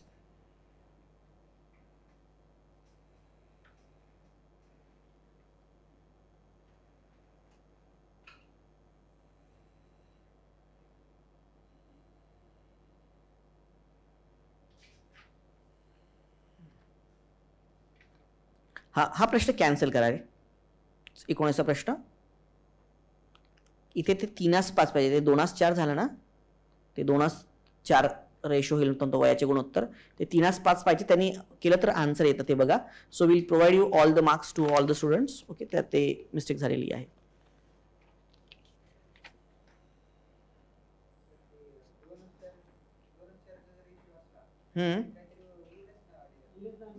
येतोय का आन्सर?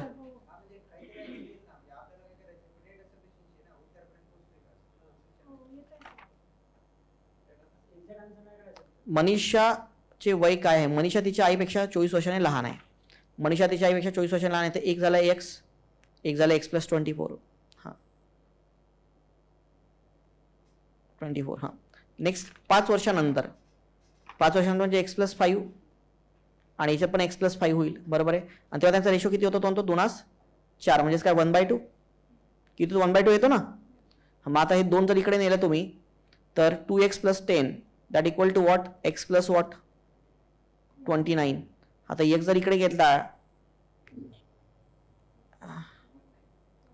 19, एक्स म्हणजे काय 19. हां एक्स म्हणजे काय येतं 19 येतं. मग एक्स म्हणजे 19, तर मग अच्छा येतं उत्तर. ओके मग ठीक आहे. येस.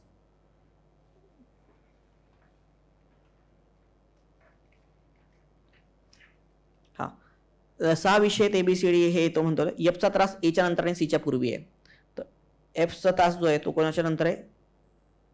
एच्या नंतर आहे आणि सीच्या पूर्वी आहे. बीच्या नंतर एकही तास नाही आहे, म्हणजे बी सगळ्यात लास्ट आहे. ठीक आहे. मग आता प्रश्न आहे की तिसरा तास कोणत्या विषयाचा आहे? आता तास किती आहेत रे? 6. आपल्याकडे 4च आलेत, 2 राहिलेले आहेत.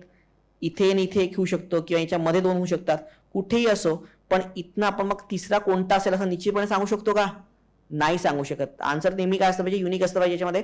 म्हणून 20चं उत्तर काय येईल, पर्याय क्रमांक 4, डेटा सफिशियंट नाहीये.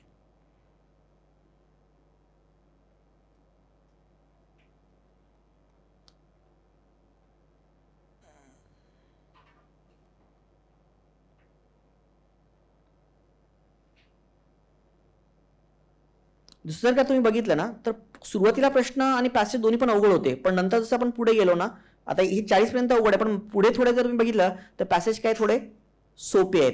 तर तुम्हाला हे पण लक्षात ठेवायचं आहे, पेपर आला म्हणजे तसा सोडवला पाहिजे असं नाही. पहिले पेपर बघून घ्या. तुम्ही जर बघितलं तर आता कुठे याच्यानंतर पुढे पुढे तुम्हाला काही सिमिलर पॅटर्न दिसू शकतील त्याच्यामध्ये. ओके, हां. कृषी संस्थेने नैसर्गिक पर्यावरण प्रणालीच्या कार्याचे अनुकरण केले पाहिजे. कृषी परिस्थिती विज्ञानाची मध्यवर्ती कल्पना आहे. अशा त्यांनी कृषी अनुकरण त्याच्या नैसर्गिक प्रारूपाद्वारे उत्पादक कीटक प्रतिरोध, पौष्टिकता, संरक्षण आणि त्याच्या ताणतणावाच्या बाबतीत संवेदनशील ठरू शकते. पर्यावरणातील प्रणालीत काही वाया जात नाही. पोषक द्रव्यांचे अमर्यादित काळापर्यंत सतत पुनर्विकरण केले जाते. कृषी परिस्थिती विज्ञानाचे उद्दिष्ट न्यूट्रिएंट लूप बंद करणे असा आहे. याचा अर्थ जमिनीतून मिळालेली सर्व पोषक द्रव्ये जमिनीलाच परत करणे असा आहे.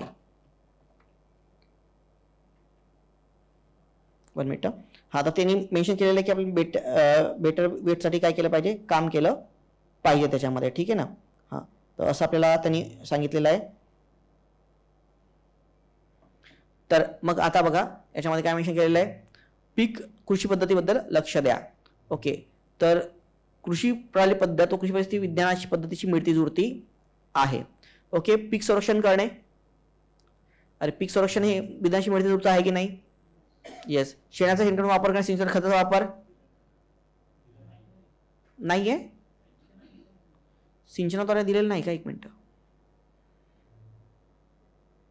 न्यूट्रिएंट लूप बंद करणे, अच्छा ते न्यूट्रिएंटचा झालं ना त्याच्यामध्ये. सिंचन शेणाचा शेणखत म्हणून वापर करणे, तर शेणखत म्हणजे सिंचन नाही होत का त्याच्यामध्ये? नाही. अच्छा, सिंचन म्हणजे इरिगेशन. ओके.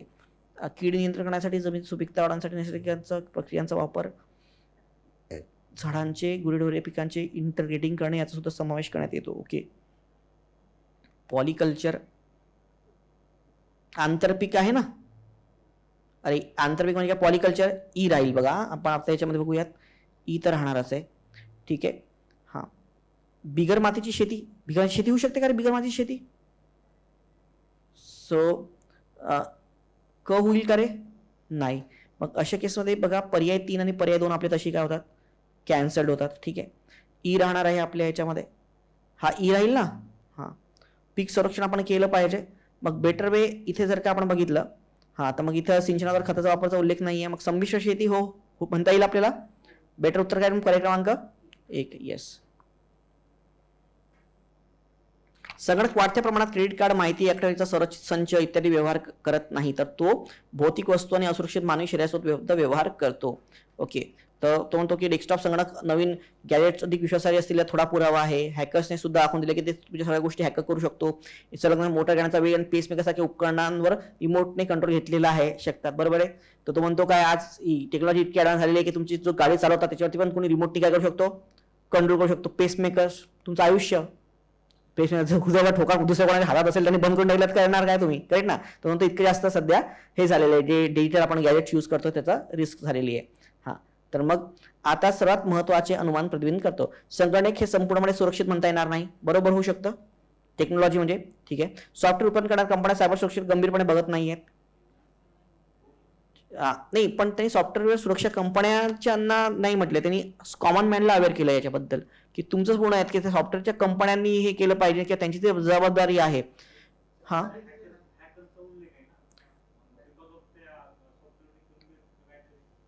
अरे पण प्रश्न काय आहे, महत्वाचं अनुमान प्रतिबिंबित करतो म्हणजे त्याला मेनली तुम्हाला मेसेज काय द्यायचा आहे, तुम्हाला काय द्यायचं आहे. तर ठीक आहे, ते कंपन्या बघत नाहीत पण तो त्याला मेसेज द्यायचा नाही. त्याचं म्हणणं आहे की आज तुमचं पूर्ण जीवन आज त्याच्यावरती अवलंबून आहे, त्याच्यामध्ये काही सुरक्षितता नाही आहे. सगळ्या गोष्टी लोकांच्या त्या टेक्नॉलॉजिकली तुमचं जीवन कंट्रोल होऊ शकतं असं त्याचा म्हणण्याचा उद्देश आहे. आकडेवारी, माहिती सुरक्षित कडक कायदे असणे गरजेचे आहे. ठीक आहे. संवाद तंत्रज्ञानातील सध्याचा कल आपल्या भविष्याच्या जीवनावर परिणाम घडेल, हा पण एक होऊ शकतो. तर जसं जे आहे आयोगाचं जे उत्तर दिलेलं आहे ते 1 आहे. पण पहिल्या कीनी जर आपण बघितलं, जेव्हा हे UPSC ऍक्च्युअल हा पण पॅसेज आहे 2021चा आहे. हा, you can check that. Okay. तर मी सुद्धा याचं उत्तर जे 2 किंवा 4 काहीतरी हे सगळ्या अकॅडमीने प्रेडिक्ट केलं होतं की मध्ये, पण आयोगाचं जे उत्तर आलेलं ते 1 आलेलं आहे याच्यामध्ये. ठीक आहे. हा, तर the answer is option number 1. ठीक आहे, पण तुमचं डाऊट बरोबर आहे, म्हणजे चौथं सुद्धा होऊ शकेल याच्यामध्ये. ओके, आणि सेकंड पण तुमचं डाऊट आहे, तुम्ही जर सेकंड जरी काढला तरी ठीक आहे, म्हणजे you are on the right track. But आता हा प्रश्न जो आहे की तो पूर्ण हे आहे याच्यामध्ये. हा हा येस, त्याला मेनली काय सांगायचं तुम्हाला ते. आणि तुम्ही जर बघितलं, मी तुम्हाला पहिल्या लेक्चरमध्ये पण सांगितलं होतं की 5 UPSC मध्ये 5च पॅटर्नवरती प्रश्न येतात. हे MPSC मध्ये की कोणती त्रुटी स्पष्ट करणे, समांतर तर्कसंगती काय, सपोर्ट करणे, विकन करणे हा कन्सेप्ट UPSC मध्ये येतच नाही. मी ऑलरेडी पण या गोष्टीला डिस्कस केलेला आहे आपल्या पहिल्या टेस्टमध्ये, आणि तुम्हाला सांगितलं होतं त्याच्यामध्ये की कोणत्या पॅटर्नवरती प्रश्न येत आहेत तुम्हाला, बरोबर आहे. सो एक मिनटं तुम्हाला एकदा पुन्हा दाखवून देतो त्याच्यामध्ये ते पॅटर्न्स कोणते कोणते आहेत की जे आपल्या याच्यामध्ये येतात. मराठी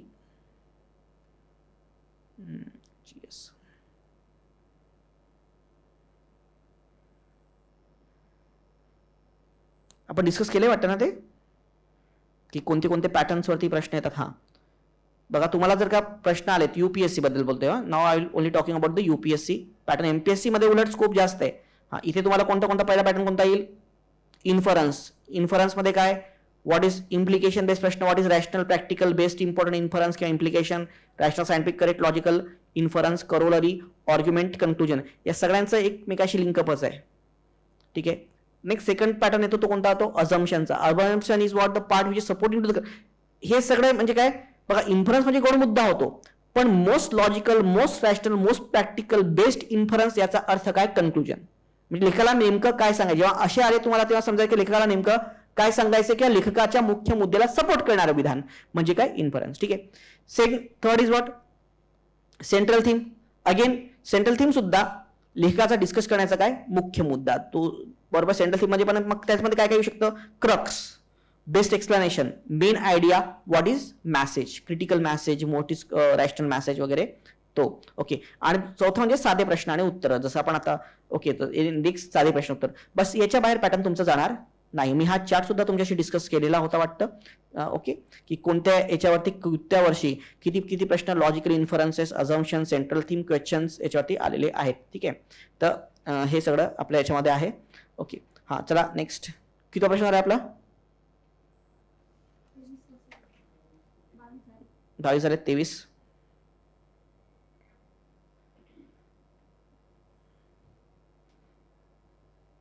हा, गरिबी, असमानता, स्वच्छता, भौगोलिक समस्या रोगांचे मोठे धोके निर्माण करतात. स्वच्छतेच्या वेगळ्या पातळ्या आहेत, व्यक्तिक पातळी, घरगुती पातळी, समुदायावरील स्वच्छता या पातळ्या आहेत. व्यक्तिगत स्वच्छता संसर्गाचे रोगांप्रमाण यात शंका नाही, परंतु या व्यक्तिगत स्वच्छता क्षेत्रात बाजारीपणे प्रवेश केल्याने अधिकच बळकट केला गेला आहे. पश्चिम युरोपात अनुभवामुळे असे दाखवून दिले आहे की वैयक्तिक स्वच्छतेच्या बरोबरीनेच पर्यावरणाच्या सामान्य स्थितीतील सुधार आणि स्वच्छ पाणी, आरोग्य यंत्रणा आणि अन्नसुरक्षा यांसारख्या गोष्टींमुळे नवजात शिशु आणि बालकांच्या मृत्यू अथवा संसर्गाचे प्रमाण लक्षणीय घटलेले आहे. हातच्या स्वच्छतेने वेळाने व्यक्तिगत आरोग्य बाटून प्रभाव पाडलेला आहे. या प्रतिरोध जंतूवर होणार नकारात्मक परिणाम दुर्लक्ष केले जाते. Again it's a very difficult example. हा सुद्धा असले याच्यावरती इतकी जर मल्टिपल आले असतील तर उगाच रिस्क घेत बसू नका. 90% चुकण्याची शक्यता आहे याच्यामध्ये. व्यक्तिगत आरोग्याच्या वेळाने पछाडलेले लोक समाजाच्या आरोग्याकडे दुर्लक्ष करताना दिसतात. नाही, समाजाच्या आरोग्याकडे व्यक्तिगत हे असं नाही म्हणतात. व्यक्तिगत स्वच्छतेद्वारे बहुविध आरोगांना किंवा प्रतिरोधक जंतूंवर प्रतिबंध घालता येऊ शकेल. तो त्याच्याबद्दल बोलतच नाही, त्याच्याबद्दल बोलतोय का तो? नाही. आरोग्याच्या क्षेत्रात बाजारीपणा प्रवेश केल्यामुळे संसर्गजन्य रोगांचे प्रमाण वाढण्याचा धोका निर्माण झालेला आहे. ठीक आहे. संसर्गजन्य रोगांचा बोजा कमी करण्यासाठी शासकीय आणि सूक्ष्म पातळीवर हस्तक्षेप पुरेसा पडणार नाही. ओके, तर आता जर का आपण बघितलंय तर आणि रोगांवर लढ्यात जाणाऱ्या लढ्यात सार्वजनिक आरोग्य प्रयत्न तर अंमलात खऱ्या अर्थाने परिणामकारक ठरतात. ऍक्च्युली इथे आयोगाने दिलेलं उत्तर जे ते द आणि ई आहे. ओके, बट आय ऑल्सो म्हणजे यात खूप जास्त म्हणजे हे लॉजिकली मी तुम्हाला एक्सप्लेन आता तो शिकवायचं म्हणून की हेच आहे म्हणून काही पण सांगण्यात यात काय अर्थ नाहीये. बट लॉजिकली द आणि ई असलं पाहिजे असं मी सांगू शकत नाही. But by the way UPSC is supreme. तर UPSCने जे दिलेलं उत्तर आहे याचं ते कोणतं आहे? द आणि E. But I am also not satisfied with this answer, कारण हे त्याच्यातनं होत नाही. ओके, नेक्स्ट बघा. संशोधकांनी कृत्रिम गवताच्या जमिनीच्या तुकड्यावर रस्त्याने दिव्यांसारखे नकली दिवे लावलेत. या जमिनीच्या तुकड्यावर रात्रीच्या वेळी वाटांचे रस शोषून घेणारे कीटक जमा होतात. या किटकावर 2 वेगळ्या प्रकारचे प्रकाश पाहण्यात आले. पांढरा प्रकाश जो नवीन एलईडी दिव्याने होतो आणि अंबर प्रकाश जो सोडियम दिव्यांचा होतो. कमी तीव्रतेच्या अंबर प्रकाशामुळे जंगली वनस्पतींना फुलोरा फुटण्यास उत्तेजन कमी मिळाले. हा फुलोरा रस शोषून घेणारा कीटक अन्नस्रोत असतो. या प्रकाशाच्या उपचारामुळे कीटकांची संख्या लक्षणीय कमी झाली कारण त्यांना कमी फुलोरा फुटल्यामुळे मर्यादित अन्नच उपलब्ध झालेत. ओके, हा. यातनं काय आपण सांगू शकतो? उच्च तीव्रतेच्या प्रकाशाच्या तुलनेत कमी तीव्रता असलेल्या प्रकाश वनस्पतीवर अधिक विपरीत परिणाम घडवतो. आता त्यांची तीव्रता काय आपल्याला माहिती नाही. प्रकाशाच्या प्रदूषणाचा पारिस्थितिक प्रणालीवर कायमस्वरूपी विपरीत परिणाम घडू शकतो. ठीक आहे, होऊ शकेल याच्यामध्ये. ठीक आहे, आपण होल्ड ठेवूयात. इतर रंगांच्या तुलनेत पांढऱ्या रंगाचा प्रकाश वनस्पतींना फुलोरा दृष्टीने चांगला आहे.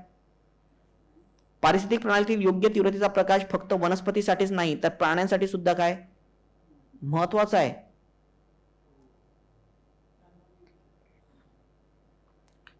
इथे ऍक्च्युली माझ्याकडे जे आन्सर आहे, again this is from the UPSC, the answer is 3 दिलेला आहे. But I will check that. हा मी चेक करतो एकदा पुन्हा. मलाही वाटतं की 4 उत्तर यायला पाहिजे त्याच्यामध्ये. प्रकाशाच्या परिस्थिती प्रणालीवर कायमस्वरूपी विपरीत परिणाम घडू शकतो. हो, एक हे आहे म्हणजे होल्ड आपण ठेवलं होतं हे. पण आता ते डायरेक्ट कायमस्वरूपी विपरीत परिणाम एकदम पण असं कायमस्वरूपी विपरीत एकदम म्हणू शकत नाही म्हणून आपण त्याला हे केलं. म्हणून 3 किंवा 4 पैकी असलं पाहिजे. पण ठीक आहे, मी एकदा पुन्हा क्रॉस चेक करतो यूपीएससी आन्सर की मध्ये.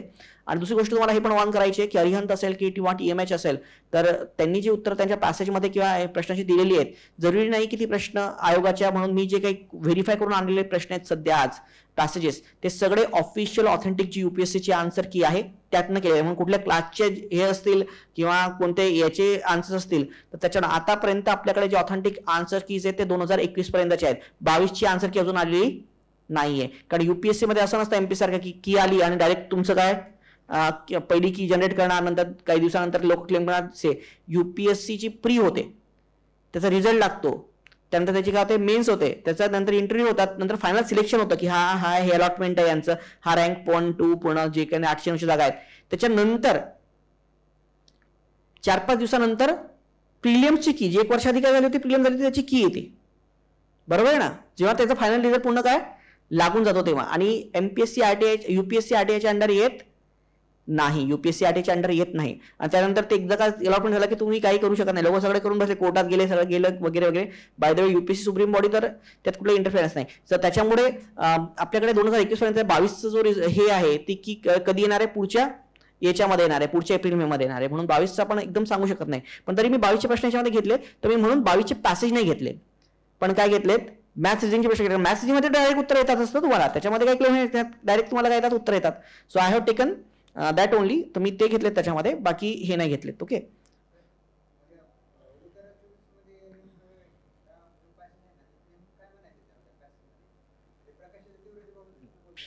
हा तो म्हणतो की पांढरा प्रकाश जो आहे ना तो त्याच्यामुळे त्यांची काय झाली एलआरडी, हा तर त्याच्यामुळे ते ग्रोथ झाली त्याची, बरोबर आहे. आणि मग जो अंबर प्रकाश आहे, ओके, तर तो जो दिव्याचा प्रकाश होता, ओके, तर त्याच्यामुळे कमी उत्तेजन मिळालेलं आहे त्याला. ओके, त्याच्यामुळे काय मिळालं, कमी उत्तेजन मिळालेलं आहे.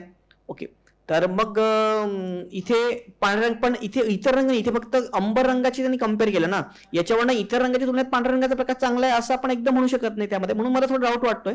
मी पण तुमचं 4 वगैरेच्या सोबत आहे उत्तर किंवा आणखी कुठलं, पण आता माझ्याकडे जी की आहे त्याच्यानुसार तो उत्तर 3 आहे. तरी मी एकदा ऑथेंटिक की मधनं पुन्हा एकदा चेक करतो याच्यामध्ये. ठीक आहे,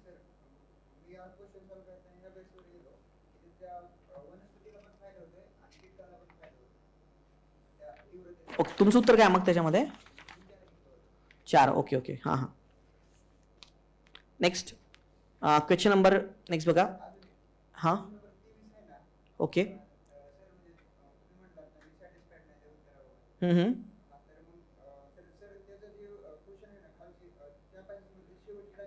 हां,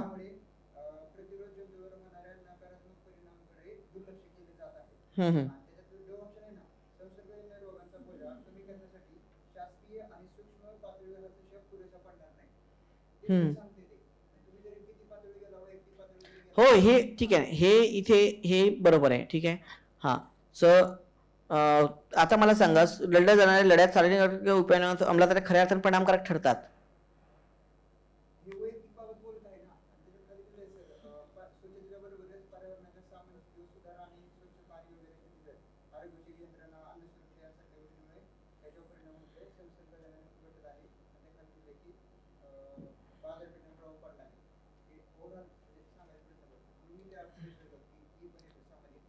ओके ठीक आहे, नाही मी चेक करतो ती पण ना. ठीक आहे, नेक्स्ट बघा. सर्व प्रकारच्या फुल वनस्पतींपैकी जवळजवळ 80% फुलांचे परागीकरण प्राणी आणि पक्षी आणि सस्तन प्राण्यांद्वारे केले जाते, परंतु कीटक सर्वात प्रमुख परागी करणारे आहेत. आपण विस्तृत प्रमाणात विविध प्रकारचे अन्नधान्य पुरवण्यास परागीकरण हे जबाबदार असते. त्याच्या परागीकरण आपल्याला विविध वनस्पतीजन्य औषधे उपलब्ध होतात. जगातील किमान 1 कृषी पिके ही परागीकरणावर अवलंबून असतात. परागीभवनात मधमाशी अशा प्रकारच्या प्रजाती असतात ज्यामध्ये 400 पेक्षा जास्त काय म्हणतो तो की मधमाशा महत्वाच्या ठरतात. यांचे परिणाम म्हणजे परागीकरण सेवा आहे, त्यांनी मेन्शन केलं सगळं याच्यामध्ये. ठीक आहे, मग आता बघा इथे उत्तर काय होऊ शकतं याच्यामध्ये. तर भारतातील तृणधान्याचे सातत्याने चिरंतन उत्पादन करणारे विविध प्रकारचे परागीकरण करणारे प्राण्यांशिवाय अशक्य आहे. अशक्य म्हणता येईल का? नाही. एकाच प्रकारची बागायती पिके कीटकांच्या जीवित राहण्यास अडथळा निर्माण करते. कीटकांच्या जीवित राहण्यास अडथळा निर्माण करते. ठीक आहे. नैसर्गिक झाडांझुडपांविरहित लागवड परागीकरण करणारे दुर्मिळ असतात. बरोबर आहे का? हा, कीटकांमध्ये विविधता जे वनस्पतीमध्ये प्रेरणा देते. बरोबर आहे हे मुद्दा. ओके, मग बेटर वे जर का आपण बघितलं तर एकाच प्रकारची बागायती पिके घेणे कीटकांच्या जीवित राहण्यास अडथळा निर्माण करते, असं आपण बघा याच्यामध्ये काय.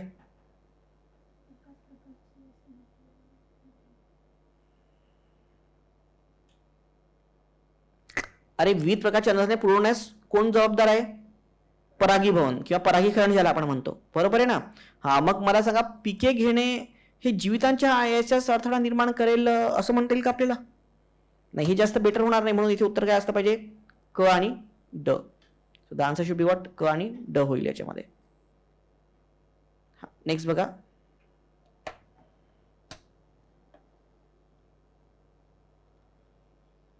अरे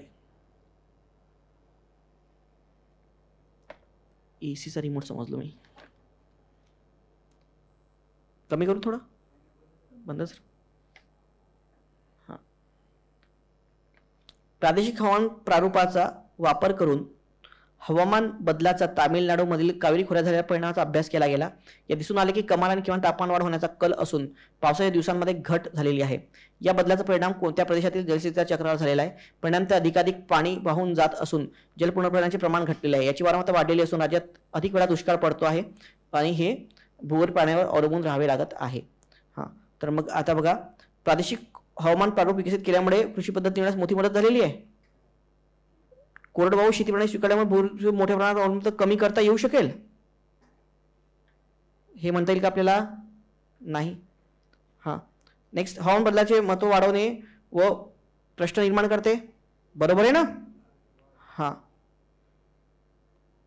हवामान बदल जसं महत्त्व वाढते हे सुद्धा कमी करते. हां, हे सर्व समस्येचं मूळ आहे का रे? हे पण काय चुकीचं होऊन जाईल त्याच्यामध्ये. हां, तर मग असं म्हणता येईल का आपल्याला? नाही. So we can't say that. आपण असं म्हणू शकतो का? नाही. ओके. हां,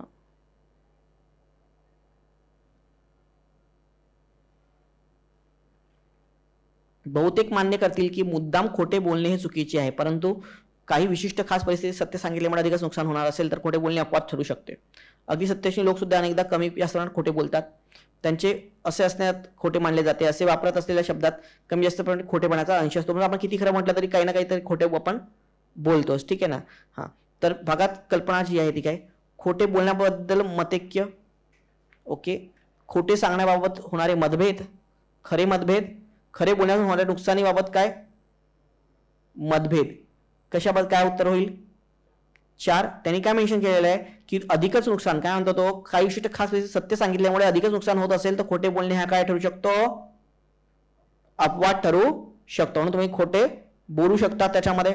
पण तो सत्यवष्टी असेल तर त्यांनी खोटं बोललं तर त्याचं खोटं बोलणं नेहमी काय मानलं जातं? खोटंच बोललं जातं. मग इकडे तो ते पण बोलतोय. सो उत्तर काय? परिक्रमांक मग 4 असं होईल त्यामध्ये. हां, खालील कोणती सवय बहुतांशी चांगल्या लोकांमध्ये आढळून येते? खरे खोट्याचे मिश्रण करणे. बरोबर आहे. हां, खरे खोट्याचे हेतू परस्पर मिश्रण करणे. इथे शब्द आलेला बघा, हेतू. जर गरज असेल तर तो म्हणतो ना की नुकसान होत असेल काय, हे येत असेल तर ते म्हणजे काय होती परस्पर मिश्रण करणे, हे जास्त बेटर होईल त्यामध्ये. पण उत्तर केलं पर्याय क्रमांक 2. हां, विविध 5 राज्यातील 5 लोक आहेत. यांना 5 फळे आवडतात. त्यातील एकाला आंबा आवडतो, यांना केळी आवडत नाही. आता हे सगळं ते दिलेलं आहे त्यामध्ये. आपण किडीस आणखी 10 मिनिटं जातील. तुम्ही त्याच्यामध्ये मी तुम्हाला चार्ट दिलेला आहे बघा, विश्लेषण दिलेला आहे. दिले का चार्ट? हां, तर तो चार्ट तुम्हाला मी दिलेला आहे बघा. त्यातनं कसं फ्रेम करायचं मी सांगितलेलं की पहिले असं पुट करा, मग त्यातनं कुठे कुठे काय अरेंज होतं त्याच्यामध्ये करा. मग प्रश्न काय विचारलेला आहे त्यांनी त्याच्यामध्ये? तर केरळमध्ये राहणारा व्यक्ती कोण आहे? तर इथे जर आपण बघितलं तर केरळमध्ये राहणारा व्यक्ती काय आहे, त्याला काय होतं केडी, आणि तो व्यक्ती कोण आहे? पी आहे. हां, तर मग तिथे उत्तर काय येणार? पर्याय क्रमांक 4.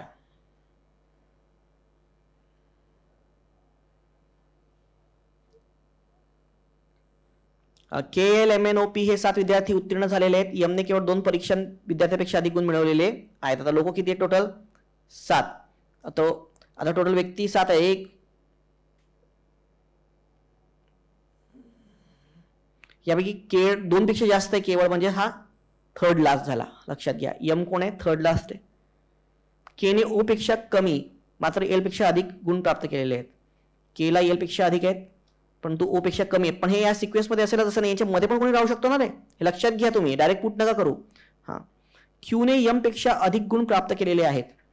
क्यू यम पेक्षा अधिक म्हणजे क्यू कुठेतरी या पोझिशनमध्ये असेल, या 4 पैकी एखादी पोझिशनमध्ये यम पेक्षा अधिक गुण आहे. 89 गुण प्राप्त करणाऱ्या पी पेक्षा क्यूला कमी गुण प्राप्त झालेले आहेत. ओके. हां, तर जर आपण बघितलं तर ज्याला 89 गुण प्राप्त करणाऱ्या पी आहे तर त्याला काय आहे? क्यूला कमी गुण पी पेक्षा, तर पेक्षा पी झालं पी पेक्षा. 89 गुण प्राप्त पी पेक्षा, म्हणजे पीला किती गुण मिळाले? 89. इथे पहिला गुण आला. तर त्यापेक्षा क्यूला कमी गुण मिळाले, पण कमी कुठे म्हणजे कुठे आपल्याला माहित नाही, तो कुठे राहू शकतो. तर क्यूची पोझिशन ही आहे, म्हणजे क्यू पहिल्या पोझिशनला तरी नाहीये. पहिल्या पोझिशनला आहे का क्यू? नाही. क्यू म्हणजे या 3 पोझिशनमध्ये असेल, कारण क्यू पेक्षा कोणतरी जास्त आहे. बरोबर, कळलं का तुम्हाला? हां, म्हणजे पहिल्या पोझिशनला तर क्यू नाही आहे आणि पी त्याच्या पुढे कुठेतरी आहे. त्याचप्रमाणे के पेक्षाही क्यूला कमी गुण आहे, मग के पेक्षाही कमी गुण आहे, मग आता क्यूसाठी या 2च पोझिशन उरल्या आहेत. सर्वात कमी गुण एनला मिळालेले आहेत. एन कुठे आला? इथे आला, सगळ्यात कमी गुण आला. 3ऱ्या क्रमांकाचा गुणधारकाला 69 गुण आहे. तो 3ऱ्या पोझिशनला आहे, त्याला किती गुण आहेत रे? 69, 69 आहेत. ठीक आहे. हां, तर ओने मिळवलेले गुण कोणते असू शकतात? ओके, सो ओने जर आपण मिळवलेले गुण आहेत तर ते हे किती होऊ शकतात त्याच्यामध्ये? ओके, तर मग आता बघा इथे जर का आपण बघितलं याच्यामध्ये केने ओ पेक्षा कमी मात्र एल पेक्षा जास्त गुण प्राप्त केलेले आहेत. तो म्हणतो सो केने काय ओ पेक्षा कमी आहे आणि एल पेक्षा जास्त आहे, आपल्याला अरेंज करावं लागेल याच्यामध्ये. तर आपण जर का इथे अरेंज केला तर बघा आता एल आहे के आहे, पण क्यू इथेच येईल, तर आपण 2 लोकांना अरेंज करू शकत नाही. पहिल्या पोझिशनला तर काय येतं? पीच येतं की पी इज वॉट 89 आहे. हां, मग आता इथे जर आपण बघितलं तर इथे अरेंज काय झालं तर एलला एकच पोझिशन आहे, ही काय? ही आहे. आता इथे आपल्याला के, क्यू आणि ओ हे 3 अरेंज करायचे आहेत. क्यू या इथे येऊ शकत नाही कारण त्यांनी मेन्शन केलेलं आहे, तर म्हणून इथे काय येणार आहे? तर इथे अरेंजमेंट कशी होईल? इथे ओ येईल, इथे के येईल कारण के ओ पेक्षा कमी आहे, आणि इथे काय येईल? क्यू येईल. क्यू 4थ्या पोझिशनला येईल. हां, मग आता इथे आणखी काय ते मेन्शन केलेलं आहे त्यांनी, तर ओने मिळवलेले गुण किती आहेत? 3ऱ्या क्रमांकावर जो आहे म्हणजे केला 69 गुण आहे, याला 89 गुण आहेत. मग ओ याच्यामध्ये तर 69 आणि 89च्या मध्ये गुण असलेला व्यक्ती कोण आहे? 82, 82. म्हणून ओला गुण किती मिळालेत? 82 गुण मिळतील. बरोबर आहे ना? So that's the answer is what 82, 82.